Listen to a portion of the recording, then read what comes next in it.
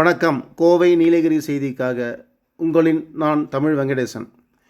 உதகை அரசு மருத்துவக் கல்லூரி மருத்துவமனை அருகே இரவு நேரத்தில் சுற்றித் திரிந்த சிறுத்தையால் பொதுமக்கள் அச்சம்.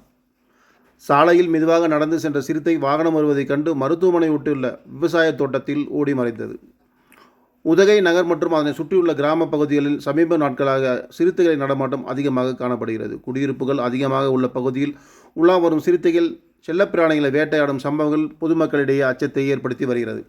இந்த நிலையில் உதகை அரசு மருத்துவக் கல்லூரி மருத்துவமனை சுற்றி வனப்பகுதியில் உள்ளதால் இரவு நேரங்களில் காட்டெருமைகள், சிறுத்தைகள் உள்ளிட்ட வனவிலங்குகள் நடமாட்டம் காணப்படுவதாக கூறப்படுகிறது.